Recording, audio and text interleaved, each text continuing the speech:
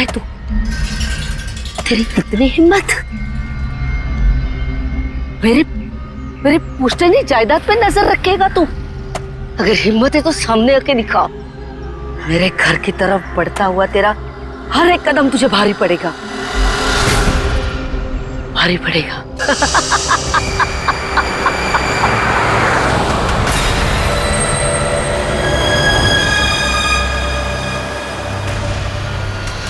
यार यहाँ पे तो कोई भी नहीं दिख रहा, किससे पूछूं?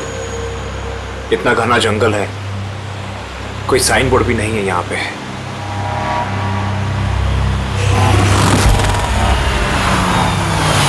अरे भाई साहब, ये पिपलिया गांव का रास्ता यही है ना?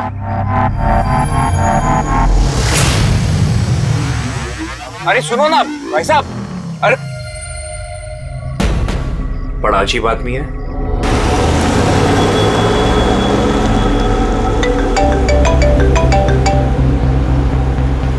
Hi baby. हाय, पहुंच गए?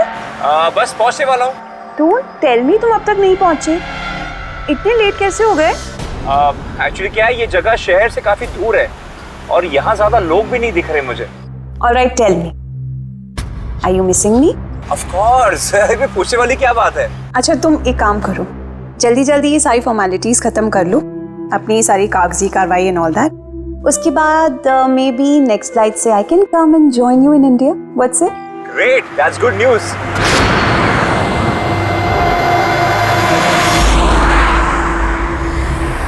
अच्छा बेबी, मुझे लग रहा है कि मैं पहुंच गया हूँ, वो मकान दिख रहा है मुझे। अरे ये गेट क्यों बंद है?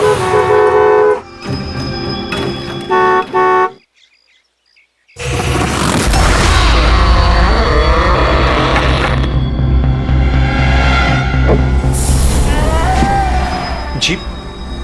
राय रंजीत के मकान में जा रहे हो? हाँ। मत जा, वो तेरी जिंदगी की सबसे बड़ी गलती होगी। मत जा। लेकिन आप कौन है?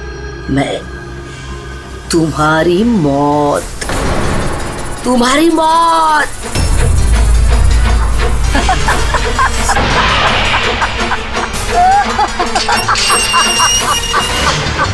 ए बुढ़िया, चल चल, अरे जा। अच्छा वरना तू भी मरेगा, तू भी मरेगा। मत जा वरना तू भी मरेगा, तू भी मरेगा। नसर साहब, आप राज साहब हैं? हाँ हाँ हाँ हाँ। I. Hello Raj, Raj are you okay? कौन था? हाँ, अरे वंदना मैं ठीक हूँ, कोई नहीं था और मैं पहुंच गया हूँ। ठीक है, बंगले पे मैं कॉल करता हूँ तुम्हें। Okay okay, you take care. हाँ, I will speak to you soon. Bye bye bye.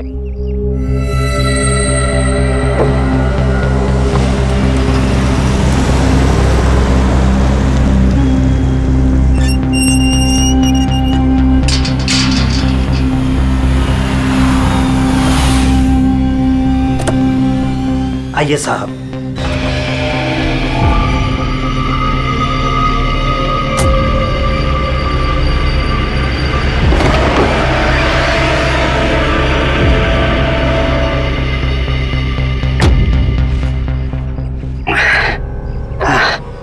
साहब, सफर में कोई तकलीफ तो नहीं हुई? नहीं, लेकिन वो औरत कौन थी? बुढ़िया औरत जो आपसे बात कर रही थी ना, लाली नाम है उसका, थोड़ी अजीब सी है।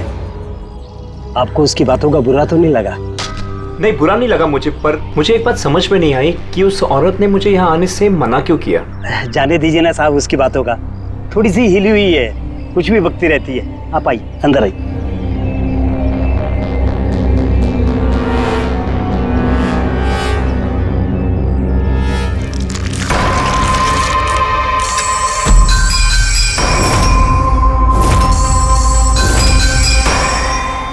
ये आदमी तो मुझे बीच रास्ते में मिला था। उसका नाम कमल है, यहाँ का माली। हमने सोचा अब आप यहाँ पर रहने वाले हैं तो क्यों ना बगीचे के जो रंग बिरंगे फूल हैं फिर से खिल उठाएं। अच्छा, आइए साहब।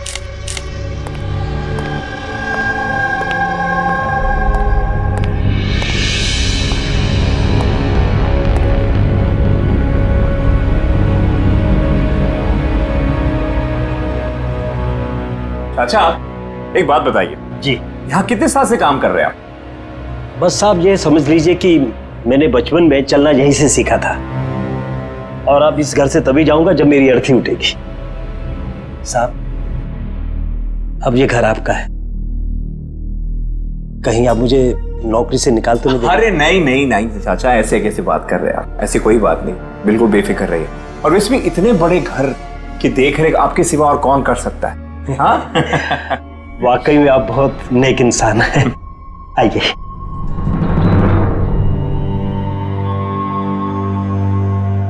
साहब ये है आपका रूम, वॉशरूम उधर है, आप फ्रेश हो जाइए, तब तक मैं आपके लिए खाने पीने का बंदोबस्त करता हूँ। ठीक है। ठीक है साहब।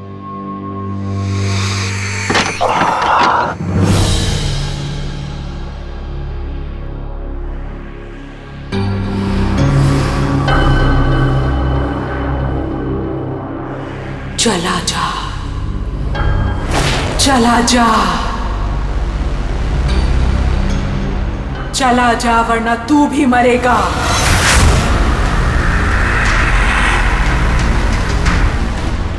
कौन?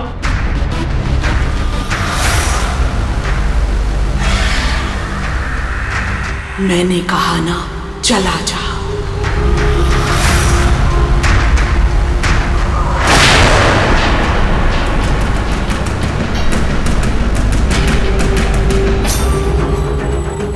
कौन है?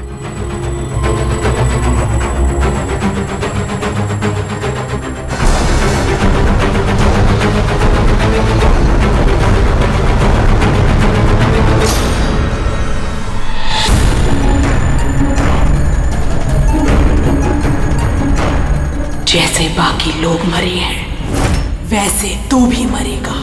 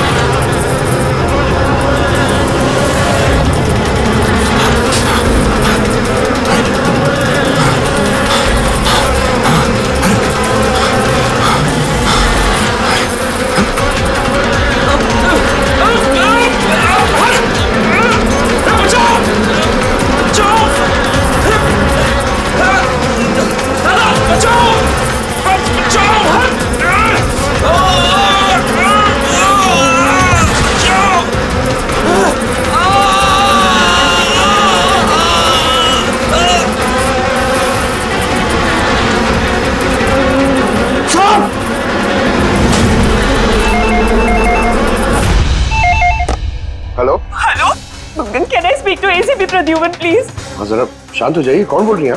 मैं कौन बोल रही हूँ, मुझे क्या काम है, मैं सिर्फ उन्हें बताऊंगी। Can you just make me speak to him right now, please? एक मिनट होल्ड करिए। सर, हाँ सर, फोन कॉल है। सर कोई लेडी है, बहुत रो रही है, कह रही है सिर्फ आपसे बात करेगी। Hello hello, ACP Pradyuman. हाँ मैं एसीपी प्रद्युमन बोल रहा हूँ।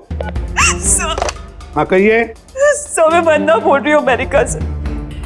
हाँ बताइए। सर मेरे साथ बहुत बहुत बहुत बुरा हुआ सर। क्या हुआ आपके साथ? सर मेरे फियांसे राज इंडिया गए थे पुश्तैनी मकान खरीदते। सर मधुमक्खियों के काटने से उनकी मौत हो गई। क्या?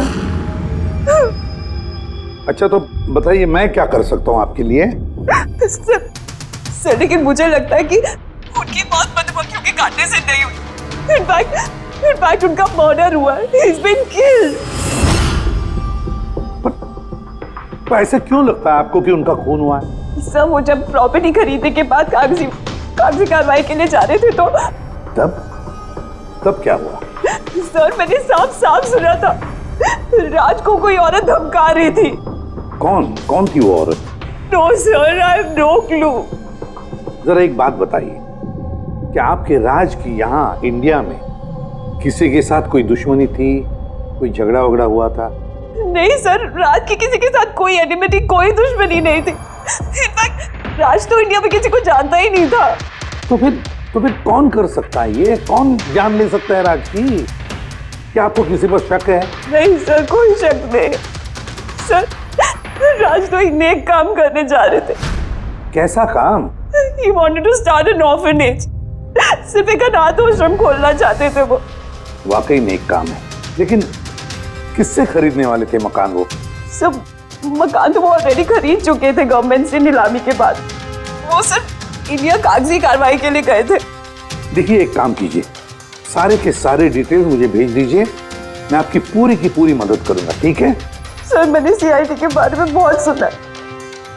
सर मुझे भी जस्टिस मिलेगी ना? वंदना जी, मैं आपसे वादा करता हूं, आपको पूरा का पूरा इंसाफ दिलाएंगे हम, और जिसने भी आपके राज के साथ बुरा किया है उसे हम सजा दिलवाएंगे। वंदना, उसका मंगेतर राज अमेरिका से इंडिया आता है मकान खरीदने, अनाथ आश्रम चलाने,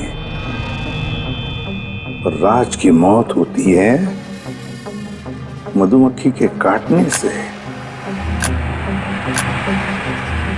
इंटरेस्टिंग।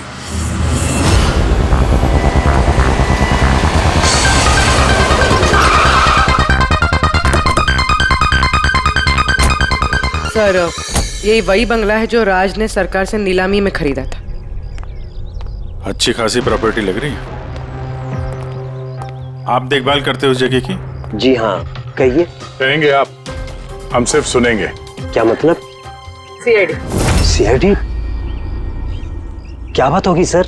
राज राकेश नाम के एक आदमी का खून हुआ है यहाँ पे। बहुत बुरा हुआ सर उनके साथ। उन्होंने ही सरकार से ये मकान खरीदा था। हाँ, उन्हीं की बात कर रहे हैं। उनका खून नहीं हुआ, मधुमक्खियों के काटने से उनकी मौत हुई है। मैंने खुद अपनी आंखों से देखा था। देखा होगा आपने, लेकिन यहाँ इस बंगलों में आने से पहले किसी औरत ने उन्हें धमकी दी थी। कुछ जानते हो उस औरत के बारे में? अच्छा, वो लाली साहब, वो बुढ़िया तो बेतुकी बेसर की बातें करती रहती है। आप उसकी बातों को गंभीरता से मत लीजिए। क्या गंभीरता से लेना और क्या नहीं वो हम तय कर लेंगे। आप ये बताइए कि वो लाली वो रहती कहाँ है? कहीं भी नहीं सर। कहीं भी नहीं मतलब? उस बेचारी का ना तो अपना कोई घर है और ना ही कोई अपना परिवार। बस दिन भर इधर उधर घूमती रहती है। नहीं, कहीं तो बैठती होगी, खाना वाना खाती होगी। कोई एक जगह होगी ना जहाँ पे वो रहती होगी ज्यादातर। हाँ, पास में एक तालाब है, अक्सर वहीं बैठी रहती है। अच्छा, दे क्या तुम इस लाली से मिल लो, तब तक इस मकान का चक्कर लगा लेता हूँ मैं। ठीक है, अब जरा वो जगह दिखाओ जहाँ पे खून हुआ था। आइए साहब। राज साहब यहाँ गिरे पड़े थे।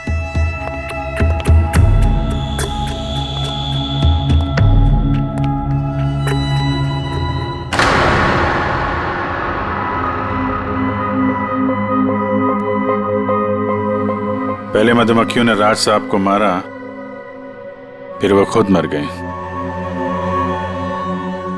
ये मधुमक्खी के हमले यहाँ पे अक्सर होते रहते हैं क्या? नहीं साहब, इससे पहले तो मैंने एक मधुमक्खी भी नहीं देखी यहाँ। पता नहीं राज साहब के पीछे इतनी सारी मधुमक्खियां अचानक कहाँ से आ गई। राय रंजीत की हवेली से आ रहे हो ना तुम लोग? राय रंजीत की हवेली से आ रहे हो ना तुम लोग?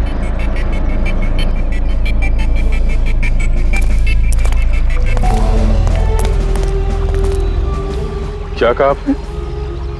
राय रंजीत के मकान से लौट रहे हो? आप कौन है? क्यों गए थे वहां? अपनी मौत को दावत देने गए थे? सर, लगता है ये लाली है। आप लाली हो ना? हाँ, तुम्हें किसने बताया? तुम्हें तुम्हें राय रंजीत के जासूसों ने यहाँ भेजा है? हाँ, उन्होंने ही भेजा है ना यहाँ पे। कौन कौन राय रंजीत? सांप था वो, सांप। उसने मेरी दादी को धोखा दिया, उन्हें अपने ही घर से धक्के मार के निकाल दिया। चलो ऐसे बाहर। छोड़िए मुझे, मुझे मेरे घर से मत निकाल, मुझे मेरे घर से मत निकाल। शर्म आनी चाहिए तुम्हें रंजीत, तुम अपनी खुद की भाभी को घर से बाहर निकाल रहे हो। कम से कम अपने भैया का तो लिहाज किया होता। अरे उनका क्या लिहाज करना, उन्होंने खुद ही तो अंगूठा लगाकर ये घर मेरे नाम किया है। तूने उन्हें शराब पिलाकर धोखे से अंगूठा लगवाया था। अब क्यों किया, कैसे किया, इस गहराई में जाने से क्या फायदा। समझने वाली बात तो ये है कि ये मकान अब मेरा है और तू सड़क पर आ गई है। चलो निकलो इसे यहाँ से। तेरे हिस्से में ना सिर्फ घर नहीं आया है, एक मकान आया है, एक ऐसा मकान जिसके हर कोने में मेरी बदुआएं गूंजेगी। मैं तुझे श्राप देती हूँ, सिर्फ तू ही नहीं, इस घर का जो भी मकान मालिक बनेगा वो जिंदा नहीं बचेगा। मौत का खेल होगा यहाँ, मौत का खेल। अब तक कितने लोग मरे? वो सब लोग मर गए जिन्होंने वो मकान खरीदना चाहा। तुम लोग वो घर मत खरीदना, तुम भले लोग लग रहे हो, वरना तुम्हारी बीवी विधवा हो जाएगी।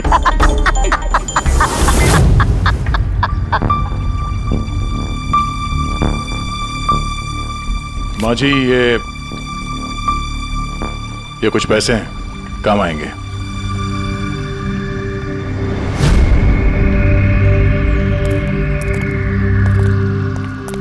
सर, लगता नहीं है इसका राज की मौत में कोई हाथ है। ये तो खुद बेचारी सदमे और विश्वास में लग रही है। हो सकता है राज की मौत कोई मर्डर ही ना हो, कोई हादसा हो।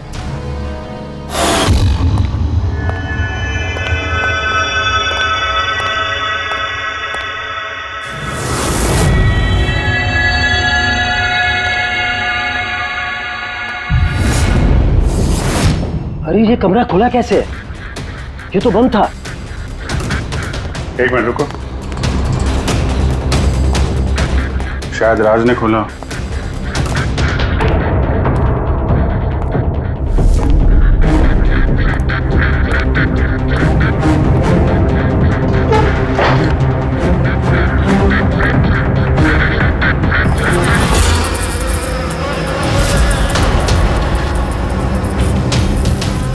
ये है तो छत्ता यहाँ पे। इधर आ। जी सर। ये है मधुमक्खी का छत्ता। अरे मैं पहली बार देख रहा हूँ साहब। तो ये राज यहाँ इस स्टोर रूम में क्या करने आया था? साहब शायद बंगलू देखने आए होंगे। अच्छा, और उस वक्त तुम खाना लेने गए थे? जी साहब।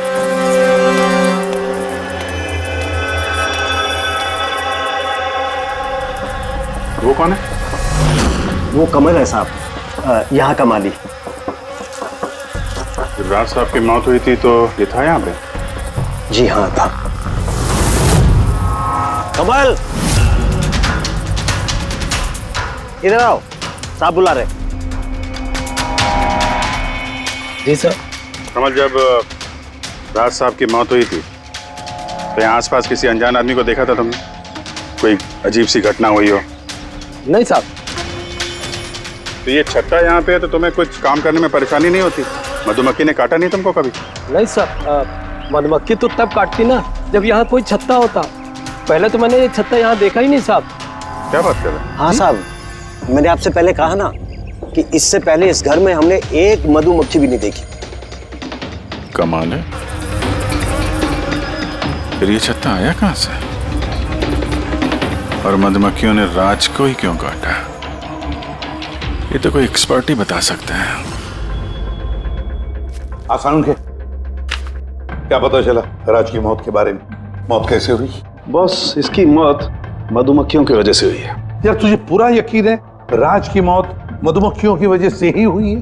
हाँ बॉस, ये डॉक्टर ने जो रिपोर्ट बनाई है मैंने वो भी देख ली, इस राज का अच्छी तरह से चेकअप भी कर लिया।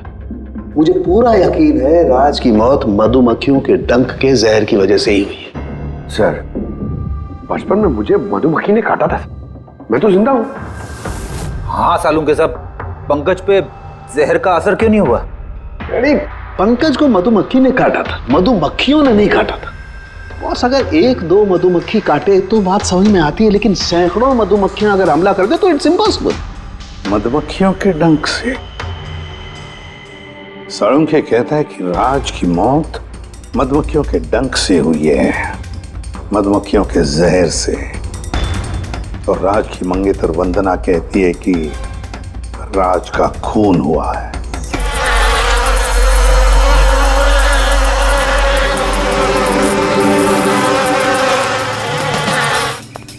इस छत्ते को बाहर से लाकर यहाँ पर लगाया गया। मधुमक्खी के छत्ते को किसी और जगह से लाके किसी और जगह लगाया जा सकता है? इतना आसान है? इतना मुश्किल भी नहीं।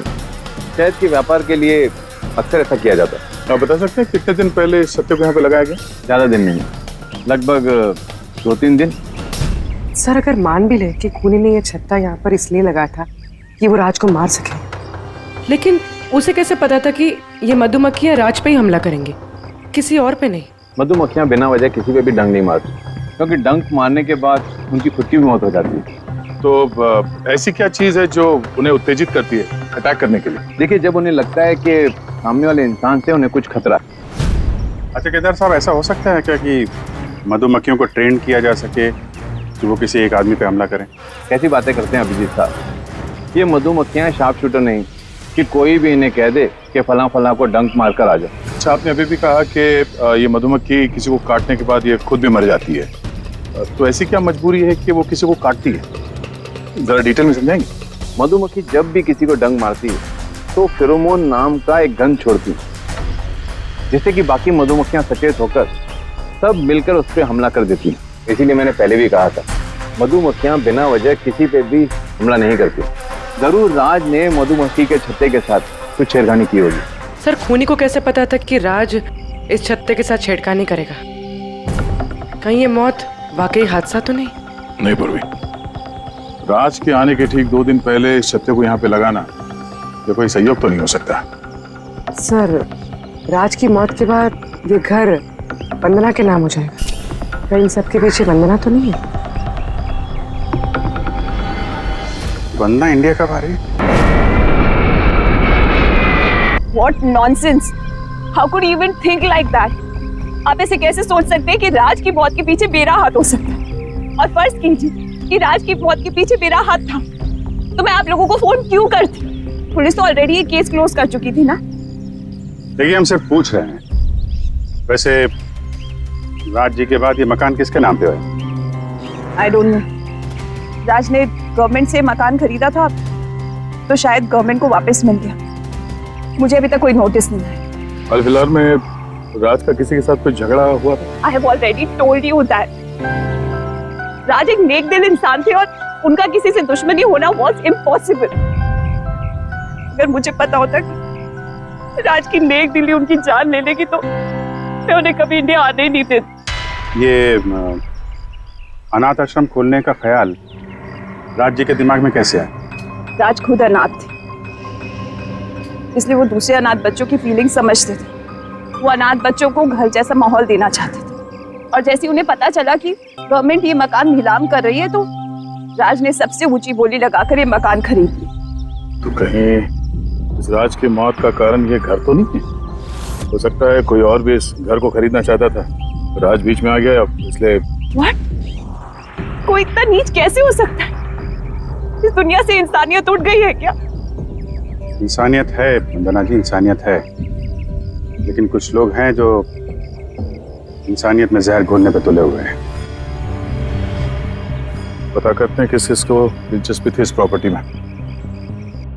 देखिए सर, मैं आप लोगों को नहीं बता सकता हूँ कि राज जी के अलावा किन किन लोगों ने इस नीलामी में हिस्सा लिया था। सॉरी। क्यों नहीं बता सकते? देखिए, ये सरकारी सर इंफॉर्मेशन है, ऐसे किसी के साथ शेयर नहीं कर सकता हूँ मैं। हम भी तो सीआईडी का ही काम कर रहे हैं। हाँ, वो सब ठीक है, लेकिन क्या है कि अगर सरकारी नोटिस मिल जाए तो मैं ये आपको इन्फॉर्मेशन दे सकता हूँ, उसके बिना नहीं दिखा सकता सर।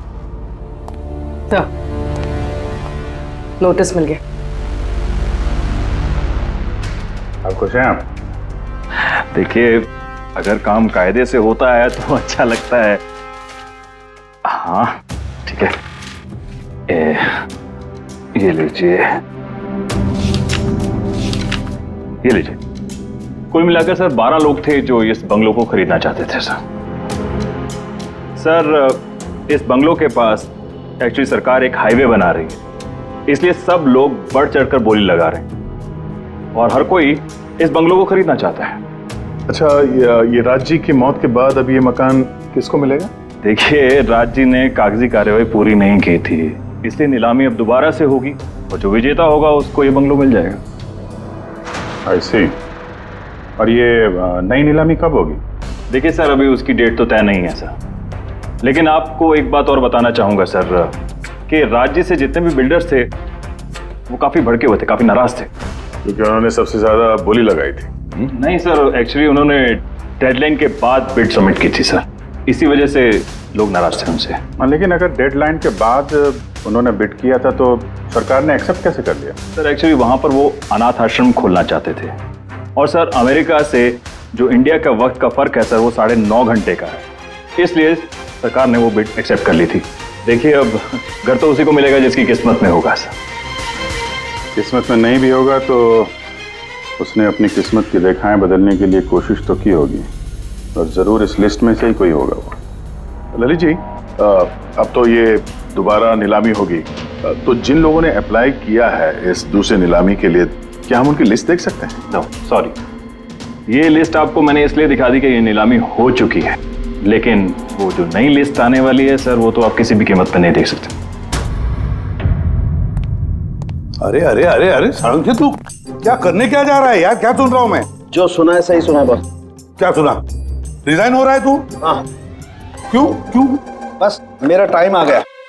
क्या टाइम आ गया? 1 मिनट टाइम है यार अभी। अरे ये टाइम नहीं यार। तो फिर देखो, हर इंसान को लाइफ में एक न एक दिन रिटायरमेंट लेना पड़ता है ना, चाहे वो क्रिकेटर हो, म्यूजिशियन हो, कोई भी हो। मेरा भी टाइम आ गया, मैं भी रिटायरमेंट ले रहा हूँ। अबे कहाँ जा रहा है तू? ये देख लो। ये क्या है? देख लो देख लो। यार क्या तू कर रहा है सारुण? के समझ में नहीं आ रहा है ये। एयर टिकट कहाँ जा रहा है? हाँ, लंदन। अरे वाह रे वाह। पंकज कैंसिल कर। नहीं नहीं, कैंसिल नहीं होगा। अबे रिफंड मिल जाएगा, पैसे वापस मिल जाएंगे, कल की टिकट है, डोंट वरी। मुझे रिफंड नहीं चाहिए, मैं जा रहा हूँ वापस। यार तू ऐसे कैसे जाएगा? क्या हुआ क्या? अरे इतनी बड़ी गलती होगी कि शर्म आ रही है अपने आप पर। ऐसी कौन सी गलती हो गई? वो मधुमक्खियों वाला केस। मधुमक्खियों वाला केस? हाँ यार, हादसा नहीं है बॉस, वो खून है खून। यही मुझसे गलती हो गई। मधुमक्खी के एक्सपर्ट से बात हो गई तेरी? क्या बताया उसने? यार एक्सपर्ट से भी बात की मैंने, अच्छी तरह से चेक भी किया, तब मुझे पता पड़ा ये तो हादसा नहीं है, खून है। मधुमक्खियों को तो वो हथियार के तौर पर इस्तेमाल कर रहा है यार। सालों के सब वो किसे? देखो, मधुमक्खियां कब आती हैं इंसान के पास? जब उन्हें फेरोमोन की गंध आती, तभी ना। हाँ, जब उन्हें इंसानों से खतरा लगता है तब मधुमक्खियां इंसान के पास आती है, डंक मारती है। बस यार, यही मुझसे गलती हो गई। ये मैंने सोचा ही नहीं कि फेरोमोन तो बनाया भी तो जा सकता है ना यार। हाँ यार, फेरोमोन तो आर्टिफिशियली भी बनाया जा सकता है, लेबोरेटरी में, फैक्ट्री में। मतलब किसी ने ये आर्टिफिशियल फेरोमोन बनाया और वो किसी भी तरह से राज के शरीर पर लगा दिया, बस मधुमक्खियां आ गई और उस पर अटैक कर दिया। सारुण के उठ उठ उठ उठ, पिपलिया गांव चला जा। वहां पे जहाँ पे राज का खून हुआ, राज का सारा सामान चेक कर, पता तो चले ये फेरोमोन वहां पर आया कैसे और किसने इस्तेमाल किया ये फेरोमोन राज पर। Yes boss. ये रहा सर, राज का सारा सामान इस सूटकेस में। ठीक है सर, एसीपी साहब बता रहे थे आप रिटायर होने वाले हो। कब है आपका लास्ट वर्किंग डे? आपके लास्ट वर्किंग डे से 1 दिन के बाद। मतलब नहीं हो रहा है।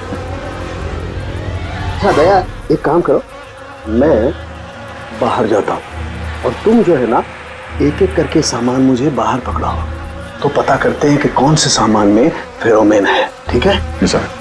ये पकड़ेंगे आप? जरा रख लीजिए थोड़ी देर के लिए। दिखेगा ना बाहर? दिखेगा। मधुमक्खी है इसके लिए कह रहा था। अभिजीत हो तुम? हाँ ये पूर्वी है, हाँ ये दया। अरे दिख रहा है सर, चलिए चलिए चलिए, संभाल के सर, संभाल के। हाँ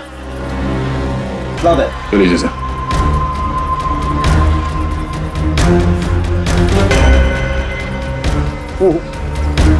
नहीं, इसमें फेरोमोन नहीं।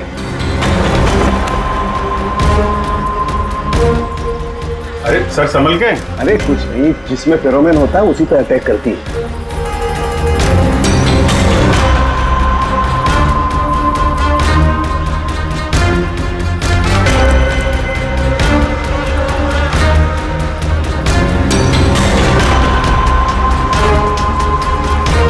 अरे यार,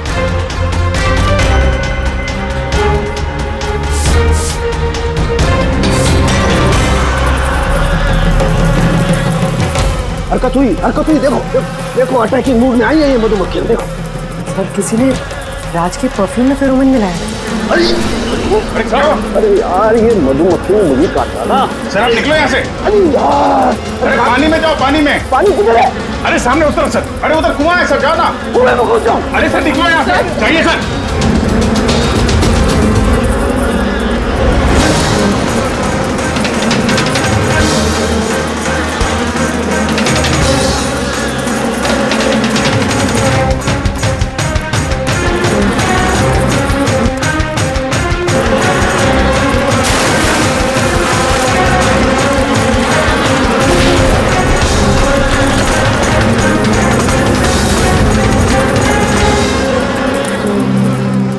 आप ठीक हो सर? बाप रे बाप, ये मधुमक्खियां आपको रिटायर नहीं होने देंगी सर।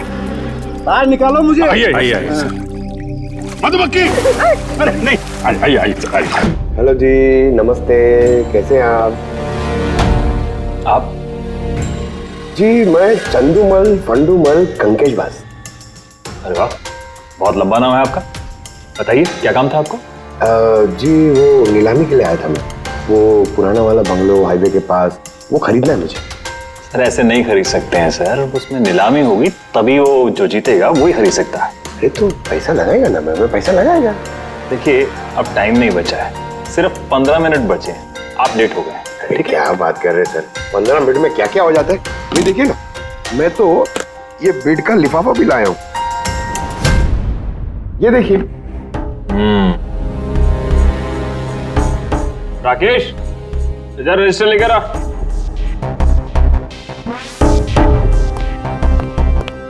साहब को दो, एंट्री कीजिए सब।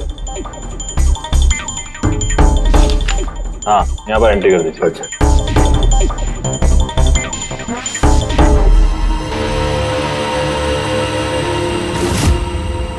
यहाँ साइन कर दीजिए लास्ट को। गुड, लाइए। अच्छा, वेरी गुड, ये तो अच्छा हो गया सर। वो बंगले का चाबी? और मजाक कर रहे हैं? अरे चाबी ऐसे थोड़ा ना मिलता है। अरे भाई बोली लगेगी, नीलामी होगी, उसके बाद जो जीतेगा उसको मिलेगा। भाई क्या बात कर रहे हैं आप? बेट तो मैं ही जीतूंगा, ये पक्का है। भाभी और बच्चों को मेरा प्यार देना, ठीक है सर? Thank you. पता नहीं कहाँ कहाँ से चले आते हैं, कमाल है।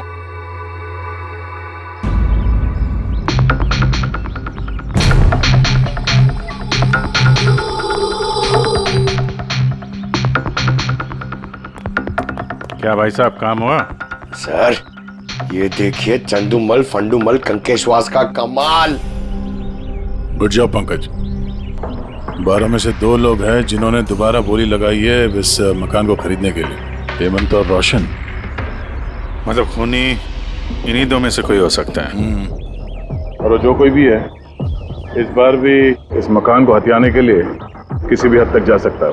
तो अब ये वक्त आ गया है कि बता दिया जाए कि नीलामी का विजेता आखिर है कौन। और मुझे बताते हुए बहुत खुशी हो रही है कि नीलामी के जो विजेता है मिस्टर रोशन। रोशन जी आपको बहुत बहुत बधाई हो। 1 मिनट, काय की बधाई हो? सबसे ज्यादा बेट मैंने लगाई थी, ये कैसे जीत गए? देखिए भाई साहब, आपको कोई गलतफहमी हुई है। सबसे ज्यादा बेट मिस्टर रोशन ने लगाई थी, इसलिए रोशन को मकान दे दिया गया है। ऐसा हो ही नहीं सकता, मैंने बहुत ऊंची बोली लगाई थी, ये बेट मुझे मिलनी चाहिए थी। आप ऐसे ही बात कर रहे हैं सर, मैंने तीनों लिफाफे चेक किए हैं और चेक करने के बाद मिस्टर रोशन की कीमत सबसे ज्यादा थी, इसलिए मिस्टर रोशन को मकान दे दिया गया है। प्लीज कम ऑन यार, अब हार गए हो तो बच्चों की तरह रो मत। बिजनेस है, ऊंच नीच होती रहती है। बिजनेस में बेईमानी नहीं चलेगी। ये दिखाइए, आप पहले वो लिफाफे दिखाइए, मुझे अभी देखना है किसने कितने बिट करी है। दिखाइए दिखाइए दिखाइए, लाइए। मुझे भी चेक। नहीं नहीं नहीं, ये नहीं दिखा सकते, ये नियम के खिलाफ है। चीटिंग करना भी नियम के खिलाफ है। मैंने 7 करोड़ की बिट करी है। 4 करोड़। इनके अभी हेड ऑफिस से फोन आएगा और बोलेंगे कि मैंने सिर्फ 3 करोड़ लगाए। कोई फोन नहीं 4 करोड़ कम। आपके कहने से फोन आएगा। चलो उठाओ, फोन उठाओ तुम्हारा अभी। ये मुझे क्या करना है क्या नहीं करना है, ये आप मुझे नहीं बताएंगे। आप ललित जी, आप तो बड़े कायदे कानून की बातें किया करते थे और फोन भी नहीं उठा रहे हैं। भाई ये तो बहुत गलत बात है। आप ब्यूरो चलिए हमारे साथ। आप कहाँ खिसक रहे रोशन जी? आप हमें मिठाई नहीं खिलाएंगे? नई प्रॉपर्टी ली है आपने? आइए, आप ही आइए। आइए आइए। सर रोशन जी बिल्कुल ठीक बोल रहे हैं सर। सर रोशन जी का इससे कुछ लेना देना नहीं है। जो भी फ्रॉड हुआ है सर मैंने किया है। ये रोशन का जुर्म अपने सिर पर क्यों ले रहे हो? अच्छा खासा पैसा दिया है क्या रोशन ने तुम्हें? और एक बात याद रख लो, ये पैसा खर्च करने को नहीं मिलेगा, क्योंकि तुरंत फांसी होगी तुम्हें। सर इतनी सी बेईमानी के लिए फांसी चढ़ा देंगे? नहीं नहीं नहीं, बेईमानी के लिए नहीं, खून के लिए। खून के लिए फांसी होगी। सर खून? किसका खून सर? राज राकेश का खून, जिसने पिछली नीलामी में वो घर, वो प्रॉपर्टी खरीदी थी। सर लेकिन मैंने किसी को नहीं मारा है सर। सर मैंने नहीं मारा है सर किसी को। पता है, इस रोशन ने मारा है। तो इसकी पोल खोल दो, वरना इसके पाप का मटका तुम्हारे सिर पे फूट जाएगा। सर ये क्या कह रहे हैं सर आप? मैं भला राज को क्यों मारूंगा सर? इस प्रॉपर्टी के लिए, और किस लिए? क्या कह रहे हैं आप सर? सर मैं मानता हूं कि मैं ललित के साथ मिलकर नीलामी में छोटी मोटी हेरा फेरी करता था, पर सर एक प्रॉपर्टी के लिए किसी का मर्डर थोड़ी कर दूंगा मैं। मतलब तुम्हारे कहने का मतलब है तुमने ये खून नहीं किया? नहीं सर। चल ठीक है, पूर्वी जरा वो परफ्यूम लाना।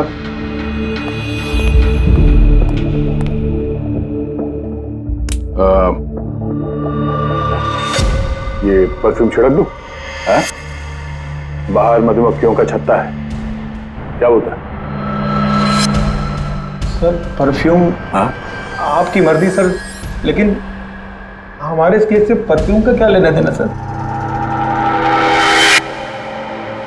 मुझे वाकई पता नहीं इस परफ्यूम का कोई इस केस से संबंध है। सर जी हम सच कह रहे हैं सर, राज जी की मौत से हमारा कोई संबंध नहीं है सर। ललित बिल्कुल ठीक कह रहा है।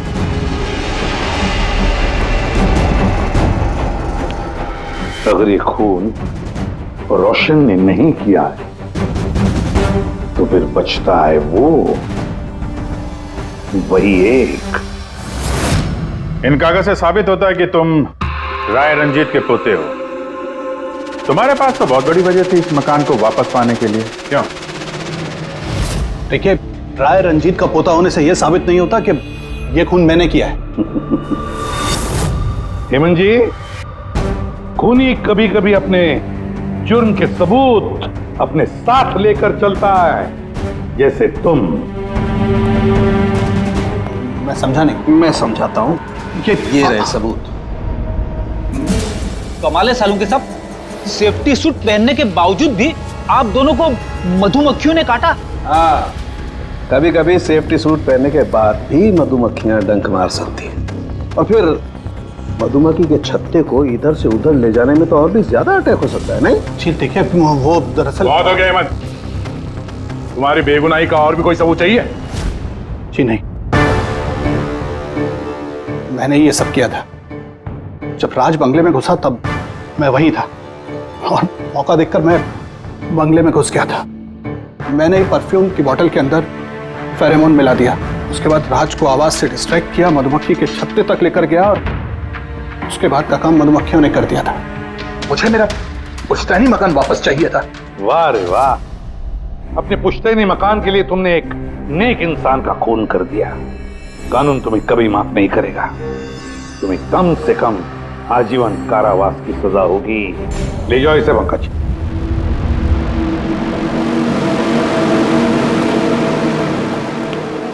पंखे, केस खत्म, रिटायर हो सकता है तू। मुझे रिटायर होना ही नहीं है। कल तक तो बोल रहा था रिटायर करो। वो कल की बात थी। भगवान, मतलब पीछा तो नहीं छूटने वाला इस आदमी से अपना। पीछा नहीं छूटने वाला है किसी का किसी से नहीं। मुझे तुम्हारे बिना चैन नहीं और तुम्हें मेरे बिना चैन नहीं। ये लीजिए, सरकार ने बंगलो अब राज से आपके नाम करने का निर्णय लिया है। उम्मीद है कि अब आप मिस्टर राज के अनाथ आश्रम खोलने का सपना पूरा कर पाएंगे। राज के जाने के बाद मेरी लाइफ का यही मकसद रह गया है, उसका आखिरी सपना पूरा करना। But thank you so much Raj को जस्टिस दिलाने के लिए। हमने जो कुछ भी किया वो तो हमारा फर्ज था। आपको और कोई मदद की जरूरत हो तो हमें जरूर याद करिएगा। कभी कभी आते रहिएगा, उन बच्चों को भी आपसे इंस्पिरेशन मिलेगी। ये भी कोई पूछने की बात है? हो सकता है उन बच्चों में हमें कोई हमारा नया सीआईडी ऑफिसर मिल जाए।